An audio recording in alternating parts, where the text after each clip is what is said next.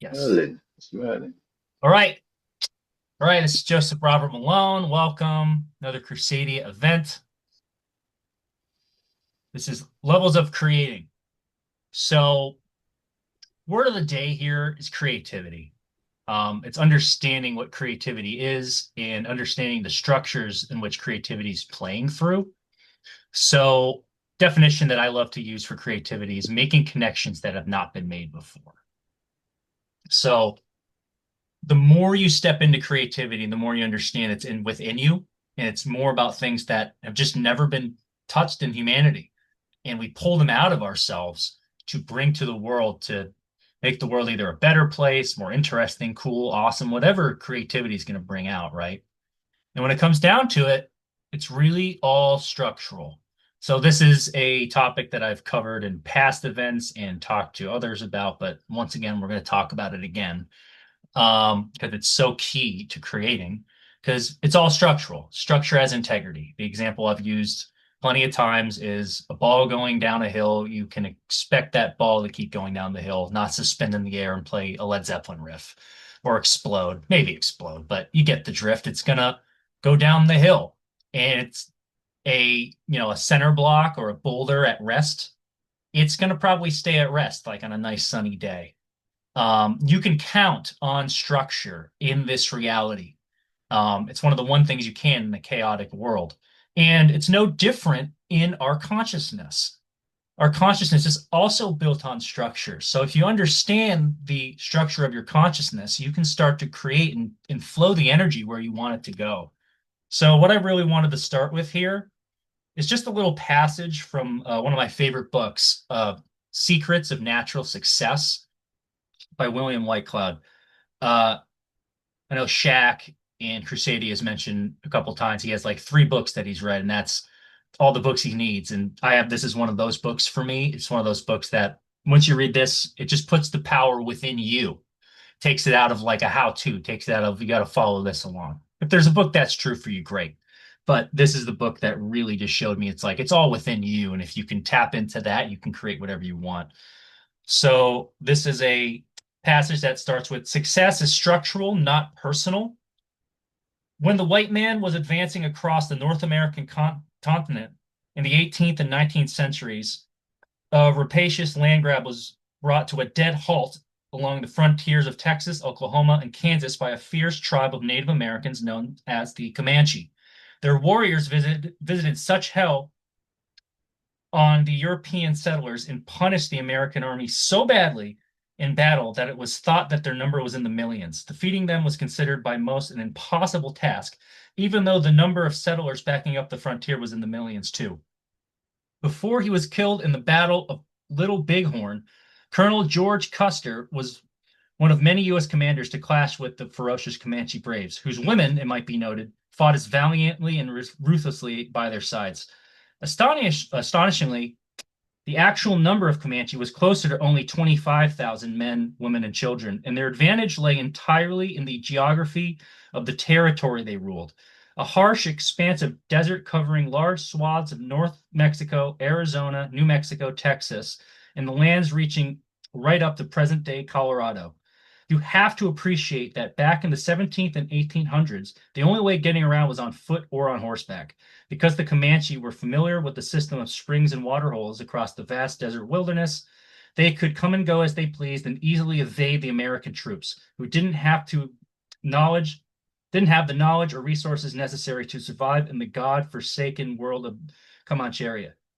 Finally, though, a general by the name of Mackenzie developed intelligence about the desert lands in which the Comanche ranged and got their true picture of their size and strength. Knowing they were camped in what numbers, with access to a relay of water wells, Mackenzie's troops were able to penetrate Comancheria and systematically rout the desperate clans, who were once thought to be a huge united army. The demise of the Comanche is one of the saddest chapters in the history of colonization of North America, which included decimation of bison herds of the Great Plains and a calculated bid to deny the natives their primary source of food.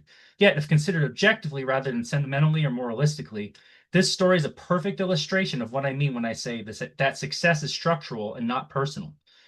The Europeans piling up on the frontier were not, in fact, the inferior force that they assumed themselves to be for over 100 years. They just didn't know their way around the desert like the indigenous foe, which meant that they couldn't figure out the scope of the fight they were in or take it to the enemy. But once the American army had a map of Comancheria and better intelligence of their adversaries, the tables were quickly turned. It took only a few years for the previously invincible Indian Empire to be overwhelmed. By the same token, you shouldn't assume that where you are in life means anything about your power. Just because you might be stuck or struggling in some area of your life or not getting ahead as well as you'd like is not a reflection of your potential. It's not personal. It's structural. It just means you haven't got the big picture, the right perspective. But when you do get it, when the light bulb goes on, the tables will be turned. You naturally and automatically achieve success in the area, any area of your life that you turn your attention to. Because the truth is, you are an awesome force of nature. You're a genius. So yeah, it's not personal. It's just structural. Once you understand that and you're able to be aware of that and understand where your energy's flowing in your consciousness, you can start to create what you want to create.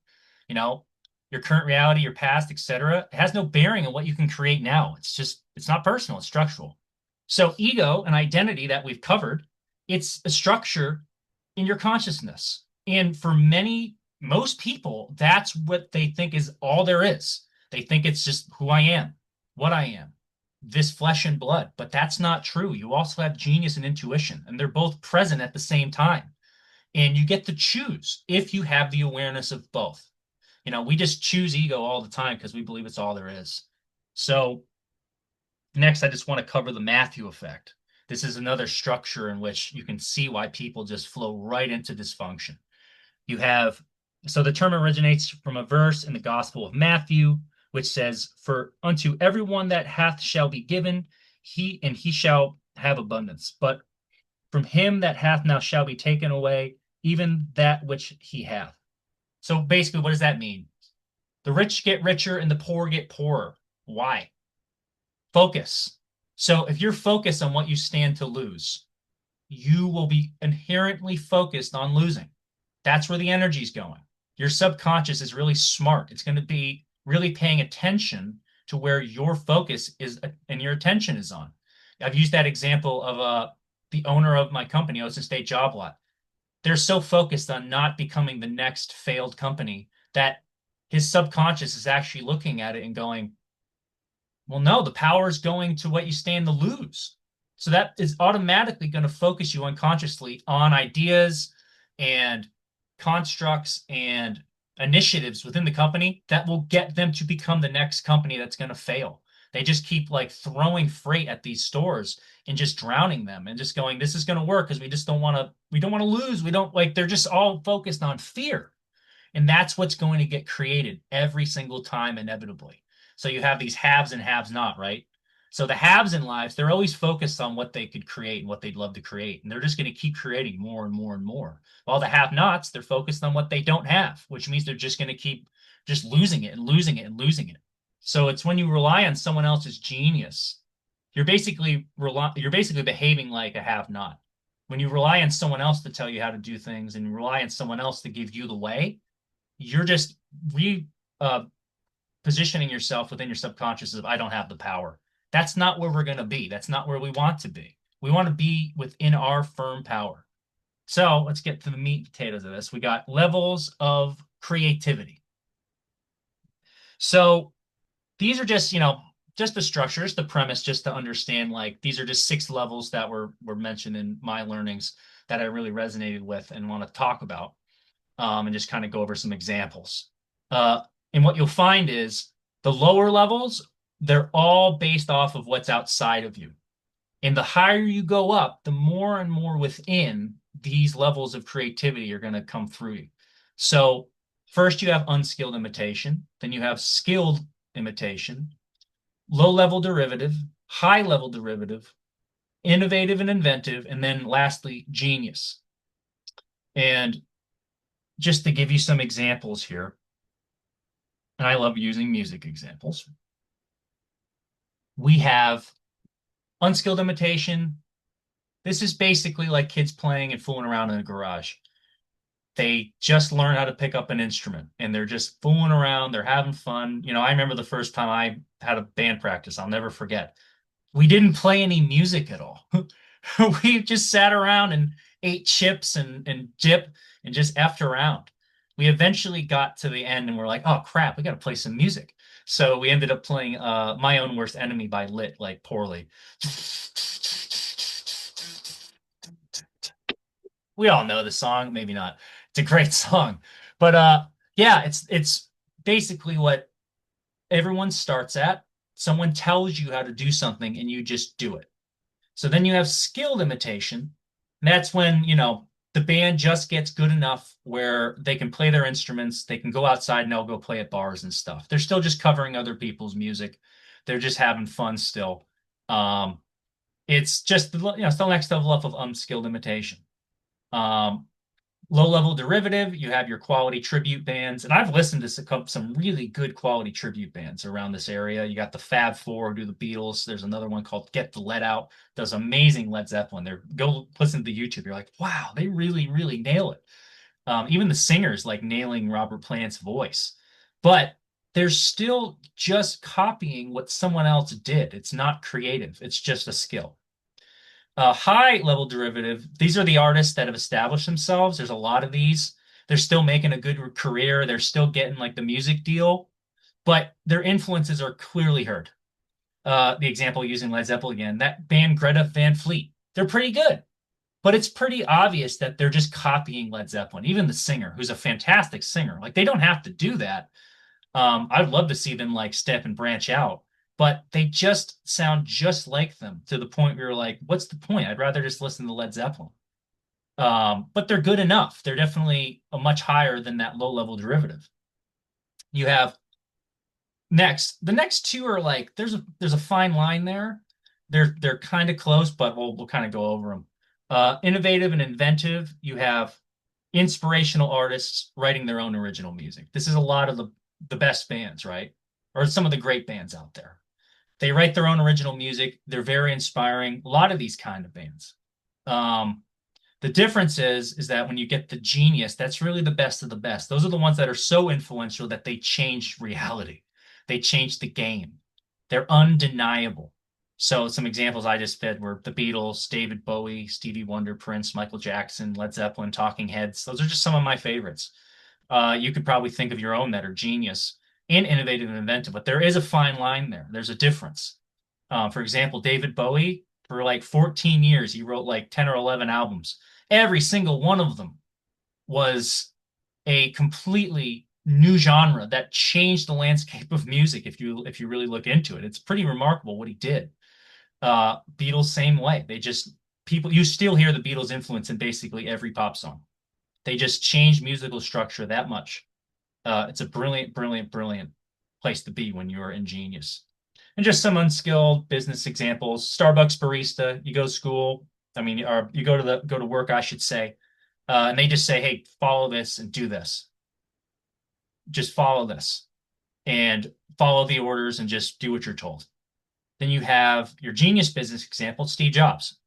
He said, "Let's take these ideas and uh, like you have the phone, you have the iPod, you have the internet. Let's freaking put them together in a seamless transitional thing that even my grandma can use. It's genius.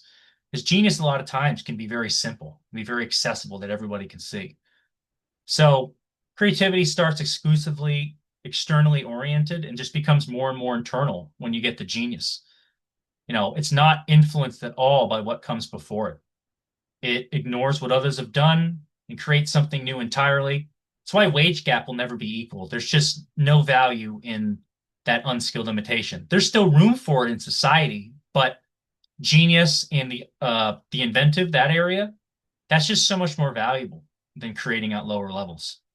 And it's like reality is full of uncreative jobs, services, and products, right? Like I'll go on my YouTube algorithm and there's like 20 new different videos of a guy showing me how to food prep uh, ground beef. Like, you got to do this. You got to try this. I'm like, dude, we don't need another freaking ground beef prep. You're just showing me the same exact stupid thing. I don't understand why that has to be a thing, but that's a lot of people are working uncreatively. They're allowing that structure to flow through them. And hey, look, they might be getting their views and their that kind of stuff. But to me, I want something new. I want something that's really awesome and creative. Um, so for me, it's like Crusadia has advantage here. You know, we're going to be aware of these structures and create accordingly. We're going to look at ourselves inwardly and go, what am I creating in my life? That's shit. What am I going to create? That's genius. And keep flowing ourselves to that. Keep being aware of these structures in our consciousness so we can live the highest creative frequency we can. You know, all humans have that genius, and we got to tap into it. And I wonder if I'm hoping this can play. If not, I'll just say it. Let's see. Of course, Mozart is on as I'm working on finishing these notes. As I'm walking out of work, getting in my car, right? Oh, just a lovely little synchronicity. I'm getting in my car as I like finish that section, like walking out of work. And I always have classical music, and it's literally Mozart's most notorious song was playing. And I'm like, heck yeah. Because he's a freaking genius. Like nobody was doing what he was doing. The movie Amadeus really highlights it. All right, so how do we go from low level creating to genius? Big part of it, choice. We choose it. And it sounds simple enough, but as we know, if everyone could just choose it, they'd be doing it. Well, first of all, a lot of people have no idea that they have the choice. They simply just assume that life is life, this is that, that is this. I was taught this. That's all there is. And it's like, no, absolutely not. You have a choice, but you have to be aware of your lower self and your higher self because they're both there at once. And once you're able to really be aware of these things, you have a choice every single moment. So, choices, formation of power and will. We all have the will and power to level up. It's all within us. And it's just a conscious choice where we put our power in our vision and not our identity. Because it's so easy. We've always put our power into our identity. That's just what we've done since we were children. We were taught this. It's natural. I understand why people do this. I understand why this is what all there is. It's not true, though. We absolutely can step out of that limited perception and into our higher self. We just have to know thyself. It's the most common thread of all spirituality and religious modalities. It's to know thyself. So if we can know ourselves, it really highlights knowing what our ego, our identity, and our beliefs are, thoughts and feelings, all of that. But we also have to know what our genius is. We also have to allow space for that and allow that to come through us. Because, a lot of times we'll think we know one or the other, right? Oh, I know what my ego is telling me, or I know what my genius is telling me. And sometimes it's just shit. I've had this conversation with Callum and Daniel multiple times in the fire pits. It's like, am I supposed to be working my butt off after this fast we just had, or am I supposed to rest? It's like one of them's actually going to be pretty obvious, but the ego is going to try to butt in and tell you because it could be one or the other. You have to be able to know yourself and go, okay, this is what's really coming up for me. For example, for me, everybody was talking, like not everybody, but there was some people like, hey, I'm gonna push a little bit, like not too much, but I'm gonna go lift while I'm fasting. And I wanted to as well. I was getting jazzed up. I'm like, oh yeah, I want to go do that. Right before I had to go step into a call. And I'm driving home and I'm yawning profusely. This is right after I'd done my bone broth and stuff. And I'm like, Joe, what's obvious here? Am I really going to go and like crush myself with this before this call? Or are you going to rest because you're just yawning profusely? You're like, your body's giving you a really clear signal on what would be true for you. So guess what? Instead of like going for a hard workout, I took a 45-minute nap and then I did yoga. Didn't push it, didn't have to push it. And I felt amazing afterwards. I'm like, yes, this was true for me. Because when you do go for what's true for you, it just rings true for you. It just feels amazing. And you realize, yes, like in hindsight, I'm glad I did that. So what's also clear here is if we don't keep checking on ourselves and using that power of choice, our power of will, we're going to inevitably fall back asleep and fall prey to those low-level structures in our consciousness. It's what we've always known. It's this big, lovely structure in us. And if we're not paying attention, it's going to creep up and snatch the wheel. So you got to be able to just keep checking in and understanding what messages are coming through you in any given moment. Because both of them are going to be talking to you. And it's your choice to choose which one you want. So, just a little disclaimer here. If you're feeling tense on where you are in life right now, good. Hold it. Hold that tension. Do not let it go. Do not resolve it. So many people resolve their tension and go, this is too hard. I'm just going to go do this thing. The most extremes being like, I'm going to go smoke pot and go drink, go eat like shit, go watch porn, go do something, go watch TV. Just like it's too much. I'm just going to let it go and distract myself. The reality of it is, if you're here right now in, well, and in Crusadia, we have the proper structure to live our best life. This is what it's going to happen with Crusadia. I can promise you that. You have a new lease on life, and it's really just the beginning here. You know, just hold the tension. I understand. I'm in the same spot, guys. There's structures in my life that I'm like, this sucks. I don't want to be here anymore. But I'm holding the tension right now, and I'm going to create what I would love to create. And it's just, there's no doubt in my mind, I'll die for it if I have to. That's where I'm at, and that's what I'm going to do. So that is covering basically the our notes here. And what I want to do is, hey, Zoom user, are you here? Anybody who's here, I'd like you to, and if not, yeah, everyone turn on your cameras if you can. I'm gonna turn this off. If they're not here, it's not going to be a, there we go. I don't know who Zoom user is. So what do we have here? One, two, three. Okay. Thanks, brother. So I'm going to make breakout rooms. I just kick them out. We'll keep you in Zoom user for a second here. So what I had planned for was to kind of like throw a little wrench at you. What I would love to do is we'll do four and Zoom user will put you in as four. We're gonna go into breakout rooms. We'll do two rooms. What I want to do is I want everybody to go around. We're gonna go in there for like, I don't know, 12 minutes. Oh yeah, that's right, Barbad. You're gonna hop out. So what we're going to do is we're going to go in there for about 10 minutes, 12 minutes, and we're all going to go over and like each have a turn in talking about one thing in your life that you're living from unskilled imitation, and one thing in your life that you're living from genius and or the inventive side, like the higher levels, you know, because we're all doing it. There's definitely an area that which you are. Can you be more specific? So basically, just come up with something in your life that you're going, okay, I'm living from a low level limitation here. Could be anything. Like I'll use Rami for example. I'm sure you can I'll figure you can come up with another one. You're a creative guy. High level creative function, you created Crusadia, right? You created a digital country, right? Nobody's doing that right now. It's very obvious though that that was something that must be created. So it's very creative, very high level, if not freaking genius, right?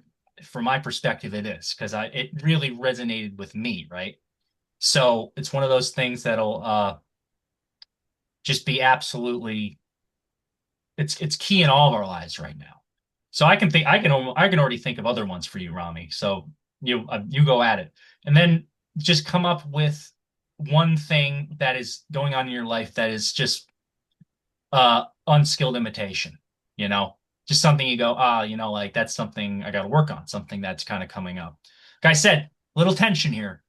It we're just gonna break out and we'll have a little debrief. So it doesn't, you don't have to like kill yourself over this, right? Just go in there, start talking, and we'll see how it goes, right? Um, so I'm actually going to do groups of two because we have six. I was going to do groups of three. So two you automatically. Well, now we only have five. Oh, because I want to be North. Can I put myself in? I have a feeling, Joseph, and that's why I mentioned it to you. It was the sign in that people needed Zoom that probably got them not to join. Yeah, Because it Yeah, took me it discouraged took me maybe. a good 10 minutes to get in here. yeah, But that it's a great learning lesson. I'm sure people because I was looking at it and it first told me that I had to have a password. I went, no, I don't want a password. So I chose another option, which was Zoom sign in. I didn't realize it was going to have to be like you just can. I didn't realize you can just join and just put in a name. So We're good learning, learning. dude. It's no difference than with Heartbeat. I'm happy we're on Heartbeat, but this is why I'm moving to creating a brand new custom software, as someone with no software development skills. Right, So that's the point. Like we'll pick it up, we'll learn. We're not building this for 2 months, right? We're building this for decades that live beyond us. right. Um, so it's a learning opportunity, man. Now we know. Yeah, it's yes. It's all learning, like I said to you this morning. By the way, boys, side note, I'm thinking about rocking the mustache for the rest of my life. Yeah, you're good. I We're like it. you're Hey, gonna I have got Uncle Mosley. I got called Uncle Mosley. And to be honest with you, I was kind of feeling that like that nice little just spot.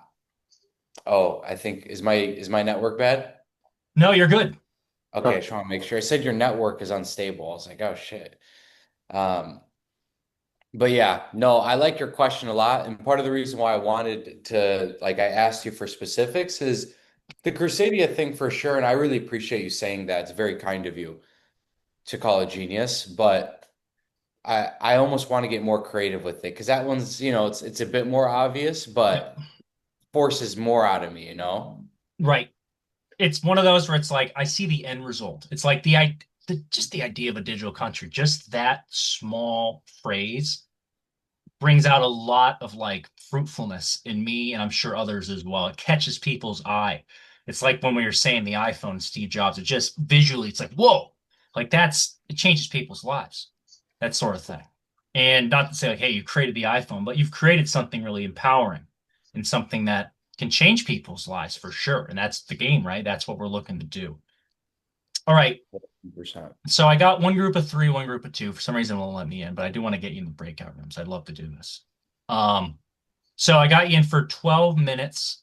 And yeah, just give everybody a chance to speak. And yeah, just go at it and we'll have fun. And I'll see you on the other side and we'll do a little debrief. Sound good? All right, Sounds all you're gonna have to good. do is click the rooms. But I joined. What time is it? Cool.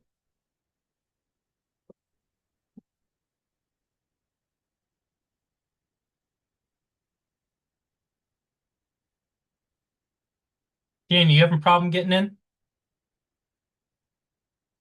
Yeah.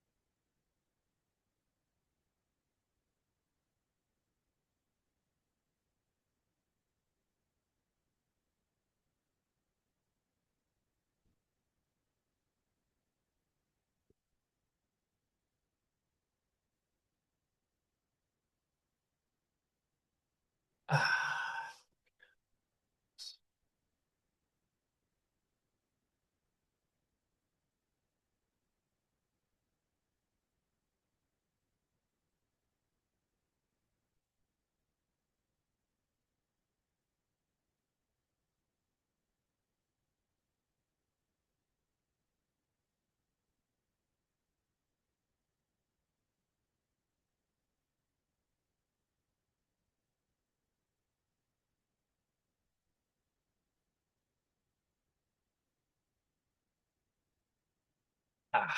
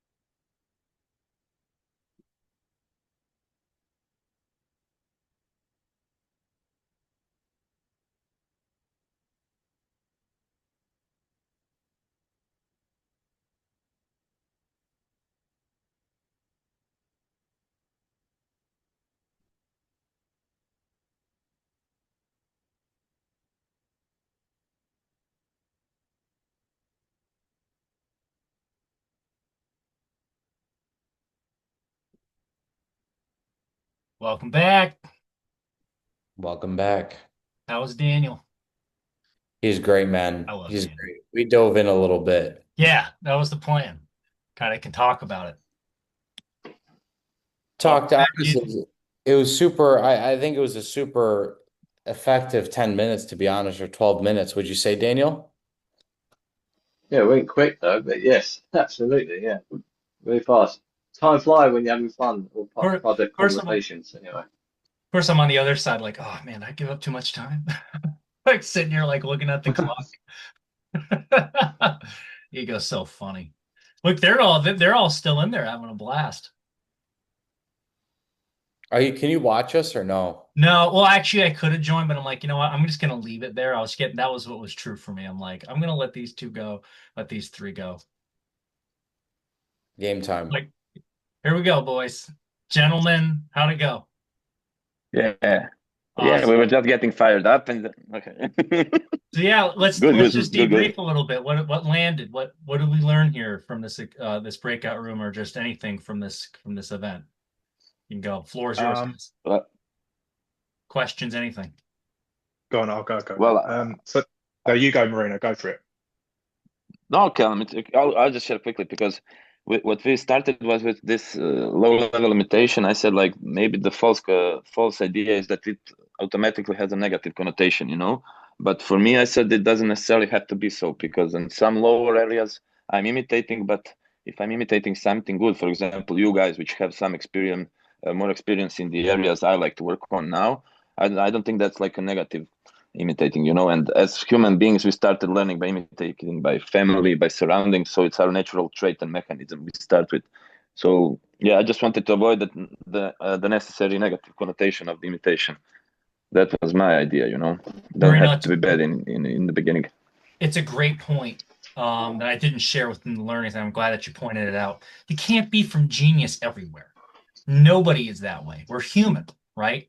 We're just going to have things that are genius within us that are want to be expressed. It's like Albert Einstein was terrible in relationships, for example. He was not a genius there. Nikola Tesla, most people still don't know what that guy was doing, right? He wasn't the best marketer. People stole his stuff, but he was a genius. It's like we have aspects to us that are going to be low level, and that's totally fine and natural. Um, and there's going to be things that are genius about it. It's just a lot of people don't step into the genius at all. They don't think of themselves that way, but we all come into that. We all have that capability. So thank you for the share, Marino. Great stuff. Yeah, yeah, I'm Yeah. gonna nag you with some leaves soon. Yeah, not Yep. only swimming. Yeah, I'm also obsessed with leaves. So yeah, we'll get to my genius. You know, I proved that money grows on trees. I made a pretty good point. So, but I'll leave the design project for another time. Go, Of go, course. Kellen, please. You do All have good. genius just coming off of you, man. Like everyone can kind of see it. Like you're just such a beautiful soul. And that's, it's just, Thank it's, you, thank you. yes, sir. Same way. Very influential. Cal, do you want to go next? Yeah, man. Yeah, so I was talking about I've built a business, so that's like an area I'm being creative in. And I brought up an area that I don't feel like I'm excelling in, and that's like relationship with my some of my family, especially dad.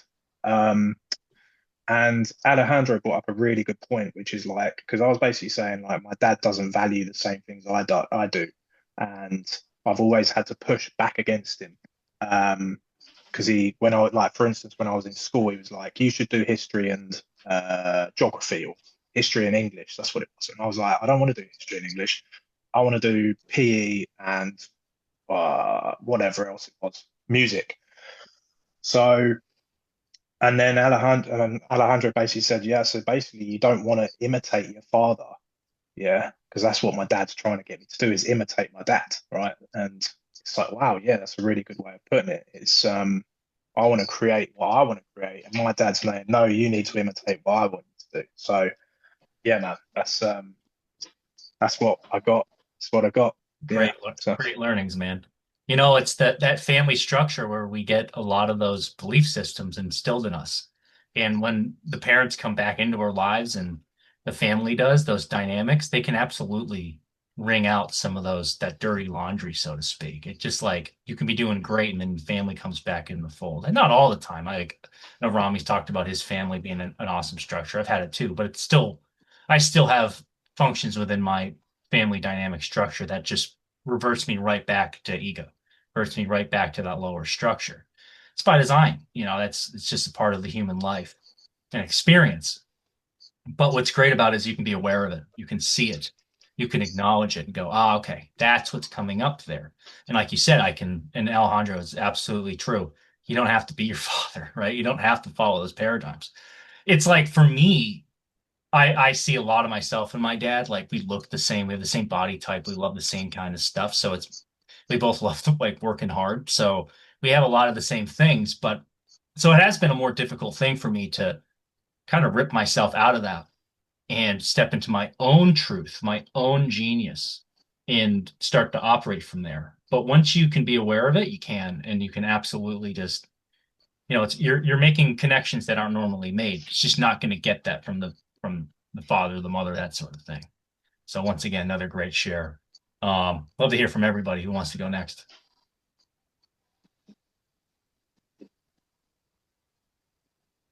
Daniel, you're looking I'm low. trying. Sorry, take my chewing gum out of my mouth. Yeah. Well, where do I start? Um, yeah. So I was saying to Romy, I was like, I'm probably going to say something in a bit different way, but like what I feel like I was doing well and well, I feel like a skill I'm acquiring. Sorry, is like emulate. I say a skill that I'm acquiring, emulate most of the guys I speak to a lot in Crusadia, like the energy of yourself, Joseph, the creative, the self-assured, what's the word, articulation of Romy. I want to have that element.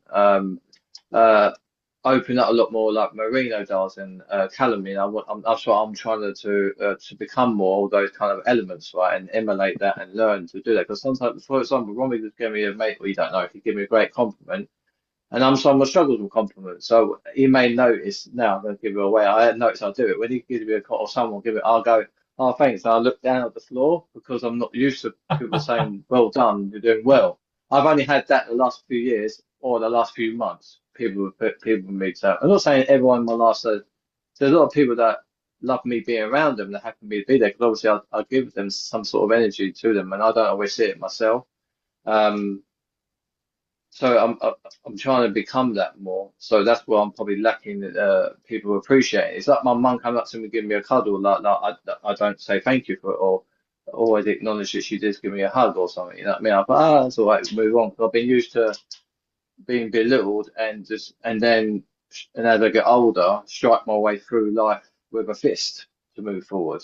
Not I'm violent, I don't mean it in that sense, but like if I'm having an issue, a bit like we were talking today in the fireplace, like frustration, my default thing is to punch my way through everything and force myself. Like if I was what was coming up to my body saying, no, you need to rest, you need to stop. It's not my ego trying to talk me out to do something reckless. Oh, yeah, my partner, I still do it. I'm guilty of still then going to the gym or going for a long walk or a run, where it may be. And these are good things for you, but sometimes you might need to take a step back because that'd be my ego saying to me, if you don't do that, you're a piece of shit. If you don't go to the gym or you don't do that, you're weak. I don't think those things, but it's that feeling like you're letting yourself down again, like because Yeah. or whatever, So there's two things there. So what I'm lacking in those skills to think more better, higher of myself. And what I am doing right, sorry, now is like doing my Instagram post, being accountable as much as I can within Crusadia and being anywhere I can be in anywhere within Crusadia. It's not like, look at me, I'm a good person, but it's because I want to be here. I ain't go on Instagram now really to post my stuff. Check out what Rummy's done maybe because it haven't comes up on my timeline a lot. No, it's talking about this, it's talking about, and I'm off it. I don't go on Facebook. I might go on YouTube to do some research within stuff that's related to Crusadia or online coaching. So my shift is focusing. Sorry if I made sense of anything what I said. No, it's all good, Um, man. This is good. A lot of great shares there. And what I get on you, man, it's like I've said this to you before, and I've said this in other calls. It's that innocence in you. You just go for it. Honestly, like it's obvious you're one of those people that it was clear to me right off the bat, even the first time I saw you, Crusadia was true for you. You're kind of like a poster child for it. Like, yeah, you're not where you want to be. Yeah, you're the yeah, average guy, but you just epitomize of like this is what we're looking for in a Crusadia and what Rami's looking for, and you're just going to keep growing and ascending and ascending. Why? Because you have this innocence within you to just keep getting up and going no matter what happens. Like it would be surprising to me if I just said, "Where's Daniel? Like, why isn't he at the call? I haven't seen him in a couple of weeks." Like, you're just going to keep showing up. And the more you show up and the more you show up for yourself, the more you're showing to yourself how powerful you are. Because these calls, these events, these aspects that we're stepping into in Crusadia, they're powerful. They're very powerful if you allow them to be. And you're the one who keeps showing up, man. Like you're a constant, and that's a powerful thing to show yourself. Honestly, man, because you're a powerful guy. You just got to allow yourself to be that, you know? I'm about to look down and go, thank you, like that. I'm not going to try and Hey, avoid looking at the floor or something. yeah, you can't work through all the stuff all the time, but yes. Yeah. And thank you for your compliment too. I do appreciate it because it wasn't me like a couple months ago. Like I'm just allowing myself now to allow myself to be a lot more clear and coherent and allow myself to eloquently speak. Before it was like, oh, I'm in a structure where nobody cares. Like people in my life did not care. They did not care about what the things I'm talking about now. They just didn't. They're in their own world. They're doing their own egoic thing. So I'm like, is it for nothing? Whatever. Like I had a lot of questions a couple months ago, a couple years ago, that sort of thing. But now it's become crystal clear, like what one of my callings at least is, you know. Don't have to go any further than that. So thank you, Daniel. Yeah, thank you. Rami, Alejandro, what do we got? Alejandro, I'd love to hear from you, man. Yeah. Can you hear me okay? Sorry. Yes, sir. You went back on Sorry, mute. Theo. There we go. Sorry. My control bar just like went blank. I Yes. couldn't see. The You don't have to classic explain, Zoom man. You don't gotta issue tech, explain. like got to figure out the tech as we're going along. Yeah, I think one thing I, was thinking about too was also it when you are at that level of imitation, like how do you level up, right? Like Yeah. acknowledging where you're at, I think is a very hard step because sometimes you don't realize you're stuck. Yes. Um, I think like I was sharing my experience working at Google. And yeah, that place just really stressed me out, but it was like 4 years of thinking I was at the right place, thinking I was at the right job, and it took like 4 years of just being kind of worn out to the core to realize like, damn, this was something completely wrong, but now I've acknowledged the problem. It's such a great point. I have to write it down because you nailed it. A lot of times you got to go through that shit. You got to go through the problem thing. You go, this is fine. This is good. I was telling Callum and Daniel in the fireplace today. You just stay in comfortability. You stay in a thing that's like, okay, you think that this is working. You think that you're advancing. You think that this is gonna get you to where you want to be. And then you have to look in the mirror and look at the hard truths and go, what am I creating here? And that's when we can look at this and go, is it from skilled or low level limitation or genius? Because yeah, Google is a genius company, but it doesn't mean everyone there is going to be a genius, especially at that whatever level you were at. It's like, I don't even know if anybody in there anymore is. It's like it's all automated stuff, right?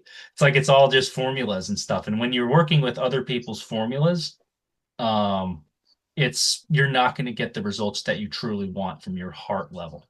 You really yearn to create something that nobody's really created and to make loose connections that nobody's made. So when you can, it's such an important step, Alejandro, to really sit with the current reality. A lot of people don't want to, they just want to avoid it. But that's such an important part of creating. You must be able to see the current reality so you can have a discrepancy between here's where I am and here's where I want to be. There we go. Here's where I want to be. If you don't have one or the other, the tension's gone. You have no tension. There's no rubber band, right? If there's no rubber band, there's no tension. You're not going to be able to make muscle without tension, for example. You got to be able to pick up the heavy weight and go, this is where I want to go. And without either the current reality or your vision, you're gonna, or even neither. There's plenty of people who don't even look at either of them. They're just NPC robots at this point. God hope that they can figure that out. But it's like you got to be able to see both, because once you can see both, it creates a tension in your consciousness that must be resolved. Tension seeks resolution always.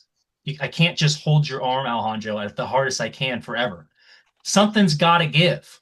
It's like I'm either gonna either my hand's gonna get tired or your arm's gonna fall off. I'd like to think your arm's gonna fall off, but we'll see. Maybe we'll do that in person. We'll test that one out. You know, but it's an important structure in this in this life, I should say. The tension seeks resolution, and a lot of people just it's either like I'll give this example. You have two people and they both want a Maserati, right? And you'll have some people that don't want to look at their current reality and go like, I don't have a license or I don't have enough money. They'll just kind of keep dreaming about it. And then some people just won't even allow themselves to see the vision of it. And they'll just kind of mope around and just kind of be sad and lonely and whatever they are. So when you're able to see that, it doesn't say like 100% you're going to get it all the time.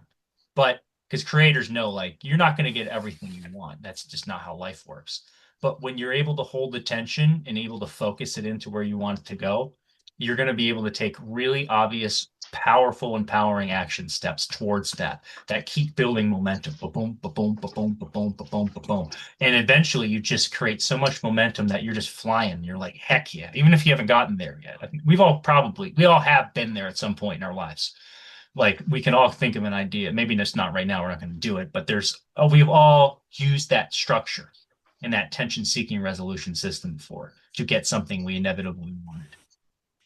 So yeah, thank you for the share, Austin. Yeah. And Ronnie, last but not least. Yeah, so it's really funny because you mentioned something that I think people have a negative connotation with, and that's the average guy. Yep. I actually came to this realization this past week, maybe as a result of the fast, but I think I would have gotten there eventually. But that's essentially, people in marketing will tell you guys a lot once you guys start getting into your own games. What's your target avatar? Who is the person you're trying to reach? Give them an age, give them a color, give them a this and that. I used to get so pissed off when people ask me. I'm like, I don't know, dude. I just kind of talk to who I want to speak to. Like that's why would I be speaking in my head? Well, this is the avatar and this is their pain points. But it's funny, I've accidentally found it this week. And I really locked it in. And I think this was something that actually was a limitation of mine when it comes to building Crusadia for the right person. Because as you know, Joseph, I've been building a lot of stuff in the background without anyone really understanding what I'm building. And then there's a real structure and there's a real reason behind that structure. And it's taking somebody right from, I have something inside me, but I don't even know where to start, all the way to the highest echelons that you want to touch in this life. And it doesn't mean you have to go there because there might be a level of life you touch and you're like, dog, I am so happy with where I'm at. I love my life. And the point is for you to have that place to be there with people that are in a similar wavelength where they reach that part and they're like, this is all I care to do, man. But to also give those avenues for those that are just a bit more psychotic, maybe in nature, that just want to continuously go up and up and up. And typically that has to do with the deficits, right? Like at the end of the day, the deficits is what creates the outsized returns. It's typically the most broken people, believe it or not, that make it to the highest echelons of life. And that comes from the deficits. But I realized this week, the person I'm speaking to are basically dudes that are the outlaws trapped in the middle class. And I think everyone that I speak to and the people that are meant to be here grew up in a home that it's not like I hate my parents or I hate my family. People tend to make that mistake because there's like that resentment that they never quite explain. But all it is you're the average guy. And that's the negative connotation I was referring to is we are all the average dude. That's all we are. But it's the average dude that's always gotten shit done. It's never been someone that was out the womb like special, except for, Jesus and prophets and such. But They die early too, usually. well, really, it's exactly the point is we're all just average dudes. Yeah. But we look at that as like, I'm not average. It's like, no, no, you absolutely are. You were born average. As dudes, we're born with a blank canvas. We're all average. But I think that's what makes us special is we're just the average dude that was kind of stuck in this place where you look around and you're like, no one sees the world the way I see it or feels the things that I feel. And that's why I call like ourselves outlaws. But the best way of wording it is you're the rebel amongst the crowd. You're the natural Mm. outlaw in the family and in your local environment that sees things differently. So your entire life you have felt like this outsider, but trying to conform to everyone else around you. And I think the thing that I spoke to you guys on without even saying it is that is you know that life looks different. And the most difficult place to break out of isn't the poor class, believe it or not, it's the middle class. This is the most difficult place to break out of because life is just good enough, and all logic points to life is good enough. You should be grateful. Yeah. At least poor people can look around. I mean, I'm not saying, poor people in that way. You guys should have an understanding of how I actually mean it. But point is when you're in the mud like that and you come from the bottom, it's easy to talk about wanting to reach to the top because that's what everyone else reaches for. But when you're in the middle class, you're not only having to do that work that's required. It's not like it's really that much of a leg up in terms of the work that's required, but it's so much more difficult because you have everyone in your life that loves you, that cares for you, telling you not to do that thing. And if you do that thing, you don't love me. If you do that thing, you're not a part of us anymore. I come from probably the most intense parts, and I mean this, and I'm not saying this like, but coming from the Midwest of America, that is more intense than any other place I've ever experienced in my life. And this is coming from someone that's spoken to a lot of people. When you come from the Midwest is it's that, but very intense. You do something outside of us and you're no longer a part of us. Yeah. So guess what you have to learn how to have? Conviction. Where do you think my conviction comes from? I've had to do that on a very visceral level, not just from a family end, but from a local environment end, from a friendship end. Friendships that I've had my entire life that had to be severed, not because I wanted them severed, but I'm going here and I'm no longer going to play smaller to make you feel better. And those same people that you did all that shit for years, for decades, will still talk shit about you despite you wanting just to do the thing that you need to do. You know how much conviction that takes when you're a kind person? Because we're middle class people. We're the average person. The average guy isn't inherently bad. He's got actually typically it's the average person that has the greatest heart. He knows where everyone else is coming from. But I think that that's super important to iterate for you guys because this is what brings us all here. And I think I've gotten super clear on that this past week. No one speaks to that person. The people that are typically at the top and the famous guys or whatever, they always speak to the guy that's down on his luck, really, really, really poor kind of deal where it's like, you're tired of being poor or only talking to ultra net high net worth individuals.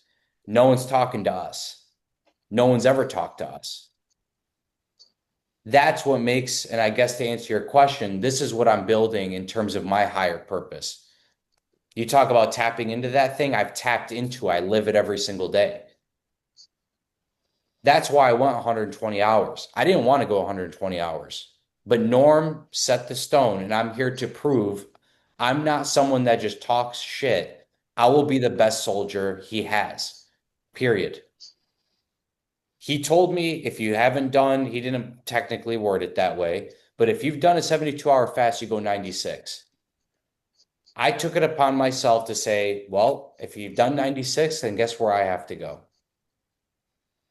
That's putting the mission above yourself. I have every excuse in the book not to do it. And you guys would have been fine by it, and I'm sure you wouldn't have looked at me any differently. I would have looked at me differently. I can't talk shit unless I'm about it. And that's me tapping into that higher level. That's me talking about cohesion. That's me showing cohesion. This is the cohesion of the network that we have to have. And then as for the things that I need to be better at with a limiting skill set, maybe it's not necessarily a skill set, but it was an unlock. And honestly, Callum helped me unlock it. Believe it or not, Callum, you're the person.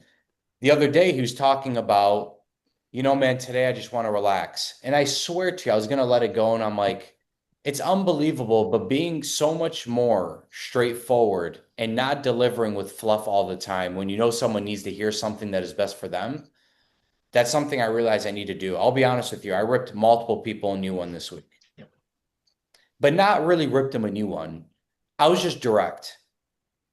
And you know something in my head, it's like I realize the amount of energy it takes to just try to fluff something over. And you need to do that in the beginning of a relationship. But we're beyond that.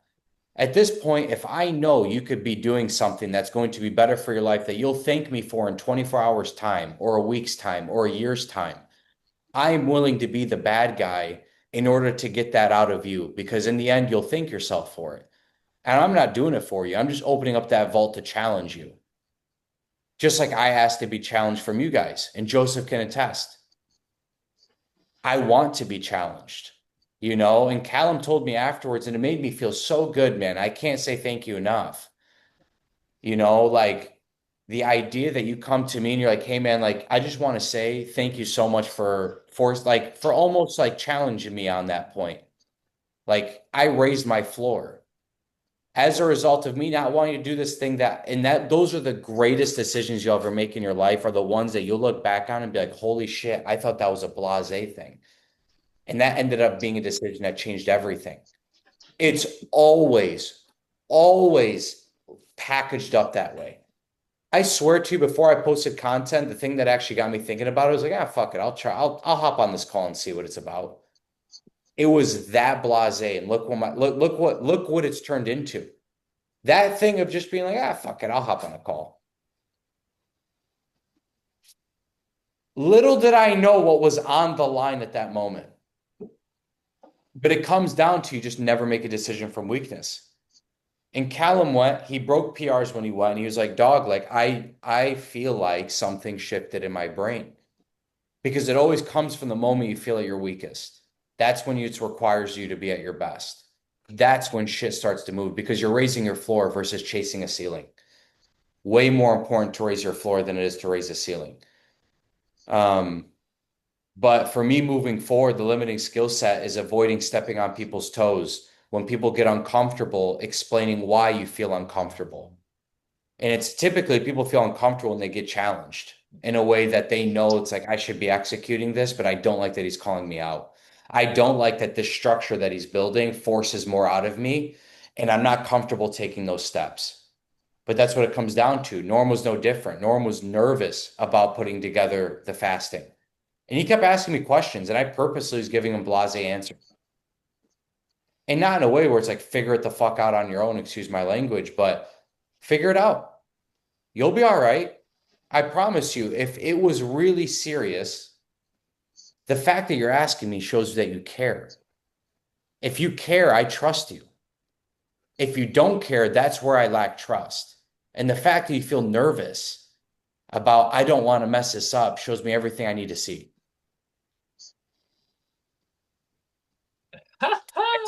That takes me up to a 120-hour fast. Brother, Proud of you. you know, Congrats, man. you always speak eloquently and like tell great stories and have that space to hold. But those ketones, man, they're working on something today because that was fantastic. There's a couple of things I just wanted to touch upon this. So, you're talking about this fluff and in this aspect that you see limiting yourself. Absolutely. That is a limiting belief, right? Um, because when you do that to people and when you go at it that way, you're taking the tension out. Tension must be present to get the best results. It's always going to be there. So when you challenge people, you're actually bringing service to them. You're bringing the best out of them. Doesn't mean you have to go out and like out of your way and be like, I'm going to challenge you and challenge you. But when you're in that moment and you're in that moment where you're having that conversation and you go, oh man, I really got to bring this up. You got to bring it up, or you're just resolving their tension or your tension or both. When that is resolved, it's like letting the air out of the balloon. You got to be able to see it and go for like what's true, right? And on Norm's point, this nervousness, that's the name of the game with tension a lot. It could be nervousness. It can be just feeling those butterflies, right? They're really great signs of tension. It's really highlighting how true it is for him to have done it. And look at the results. It was fantastic. And he knows it. We all know it too. It made him a more powerful person, and you served him in becoming that. I love the fact that you're like, I'm just going to give him blasé answers. It's because you got to let him figure it out. You're not here to fix his problems. You got to let him figure out his own. Hold the space for him, be of service for him, and that's really what you did, and that's great. Um, and as far as this average guy aspect, it's beautiful because, like you said, like a lot of reality wants to make meanings on things. And they just have these automated meanings that we've always had. And that's bad. This is good. Like tension is seen as bad. Tension's bad. You don't want tension present because they are considering it stress. Stress is like long-term tension that goes unavoided or just unnoticed. And then it gets to become a problem. Tension is something that's always present in creating. And what the average guy really highlights, two things that really came up for me. Um, it's really the current reality, right? It's actually a beautiful thing. It's this current reality that we're in. This is the average guy. That's what something that's like a definition you could look at as the average guy. And the other one is average guy is the hero on the hero's journey. Luke Skywalker, he started as an average guy. Frodo Baggins started as an average guy. You know, these heroes that became superstars, that became the best. Jesus Christ, average guy. Yeah, he came out and he started off as like the three wise men and stuff, but he just became a carpenter for a while. And then he found that wise man, John the Baptist, and started to live his truth, right? So the average guy is the person there that can absolutely become the best version that can serve reality at the highest. If you have somebody who's already perceived as a superstar, that person's actually limited. That person cannot, they're capped. They can't go any higher because they've already perceived themselves as great. It's their ego actually telling them. They might be the, like, you've all heard the stories before. You have somebody who's the most talented on the team or the most talented in life, but they sometimes or a lot of times they don't amount to much after that thing. It's that high school football player or sports player that's now at the bar at age 40 going, remember the good old days? Like, dude, man, you had so much talent. What happened? And then that average guy that maybe got picked on a little bit, that person had the tension in him and they created something great. So it's yes, I love this idea, this avatar you say you're going for.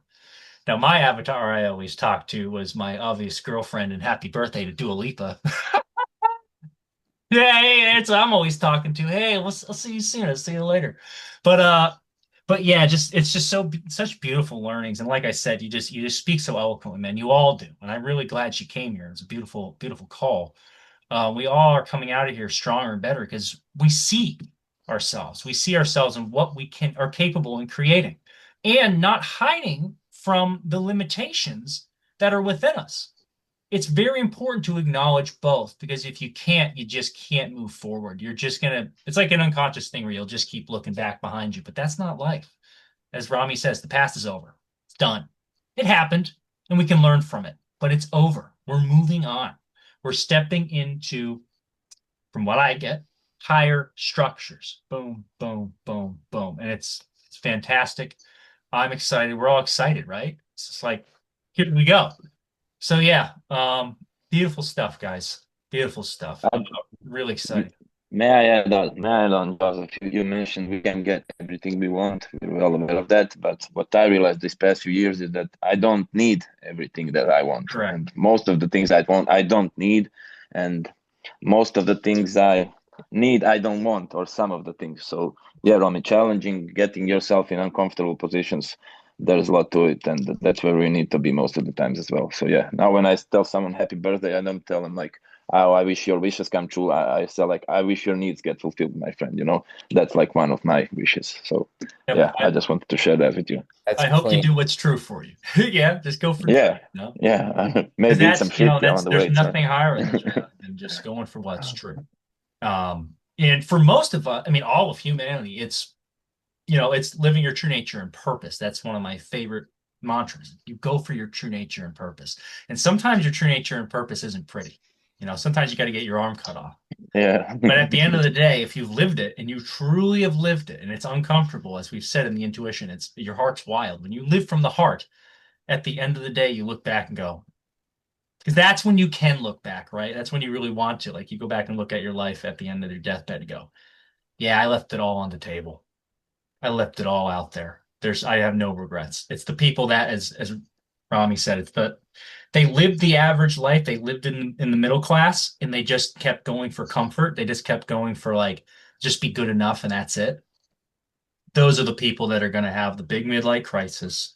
They're going to have a lot of issues. They're going to have a lot of health issues. And it's because they just didn't live their truth. And for me and for others in Crusadia, all of us in here, that's what we're going for. And we're going to get it because that's my intention. And I would hope that's yours as well. It is, sir. Yep. And it's like I said, it won't be pretty all the time. Absolutely. Right? Like Rami said, there's gonna be some tough things that we go through. There's gonna be things that the tension must be there. We can't just like go on a unicorn and go, "Hey, let's get on the rainbow and fly around." No, that's not what we're looking for. We're looking to create at the highest levels. And typically that comes with a sword, comes with the razor's edge. All right, Jim. Yeah. Anything Kristen, else? Anything coming up? Or we good to go here? good to go to sleep on it. Romy, proud of you. Get some rest. Get Yeah, some brother. growth in you. Take it Congratulations. easy. And you're making me go, now I can't have a mustache. We can't all copy you, but you're definitely rocking it. Thank you, And it's bro. You like, know, okay, I'll keep it. let's just see I'll what keep happens when a Keep it. couple carbs come back, they'll like face glow a little bit. We'll see. We'll see. Yeah, we'll see. Yeah, I was gonna Have say a bigger moustache. I'll get the color back in my face for sure after this Yeah. chick down the hatch. But I think it's super important too because one thing I just want to put a bow on. You talk about the past, but the past holds so much power over people. It really does. A lot of times it's like a forgiveness thing. In my Mhm. humble opinion, you don't have to even think about it. You can genuinely burn it because your subconscious will pick up on all the lessons that were ever needed. It, You it, don't need to spend any time. And one thing I'll tell you guys about this fast, and I'll probably save it for YouTube video for you guys on that business channel that I started because those are the things I want to talk about. It's a lot higher level, but you guys might be in a stage where you have to be conscious about your actions. Okay, like you have to be conscious about making the right decisions because in the beginning, we all start subconsciously. And then our bad habits end up taking over and we're an autopilot on just bad behavior. Not like bad as in, you know what I mean? Bad behavior as in I'm not doing the things I need to do. Then there comes a point where you recognize it and you have to go on a conscious path where you have to consciously make every decision and it's a good one. But if you live there, you will revert back every time.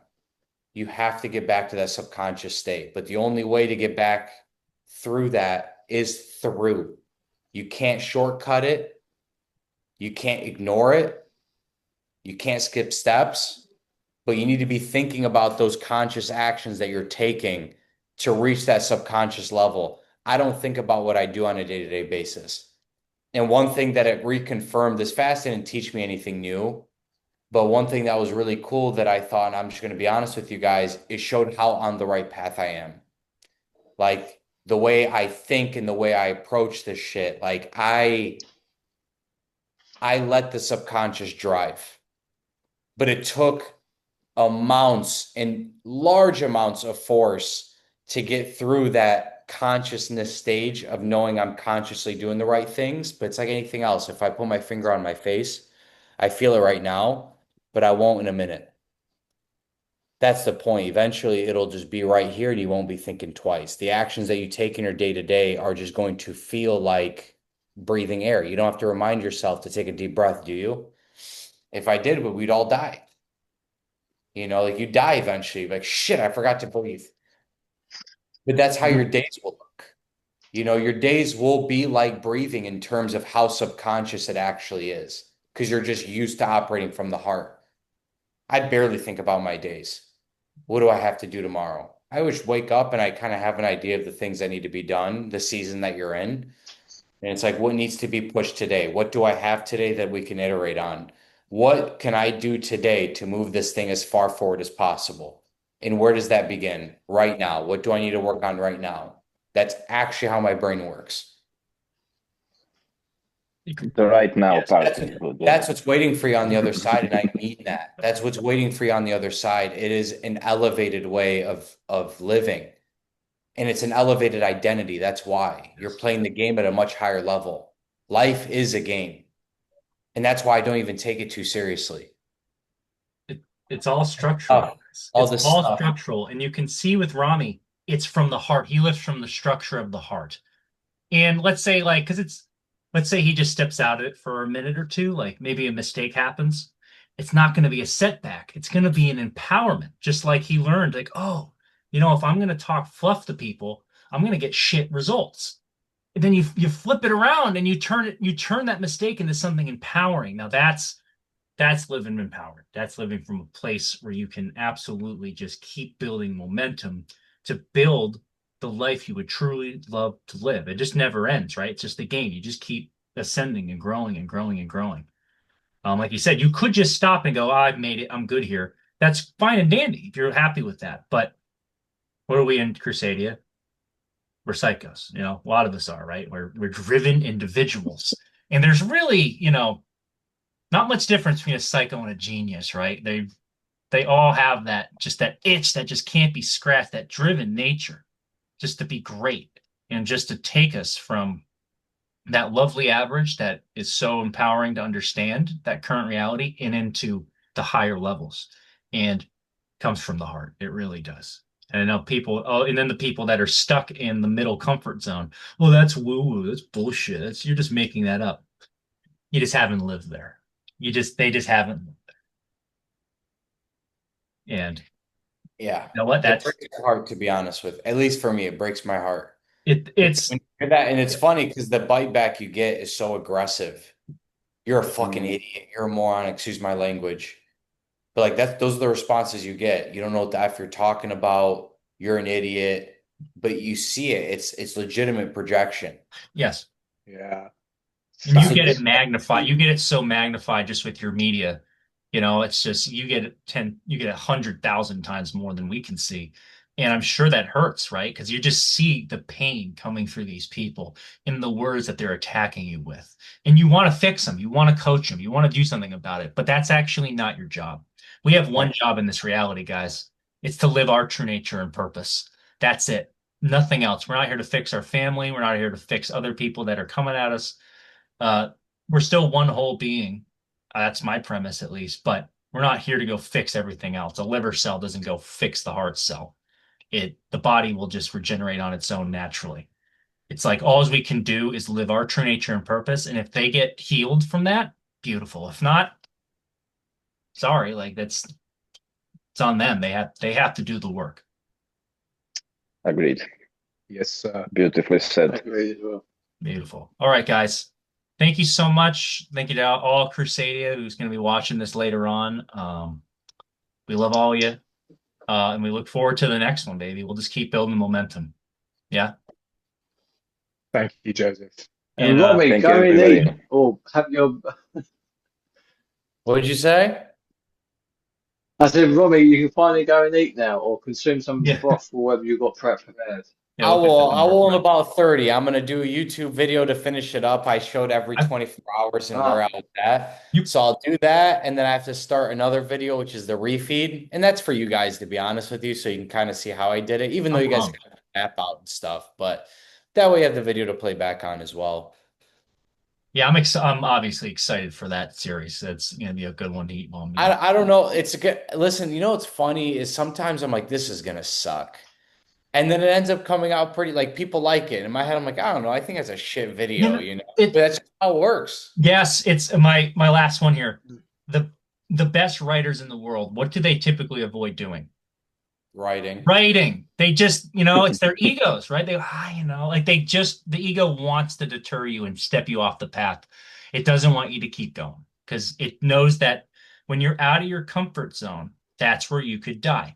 It's so literal about it. I use that example of the desert.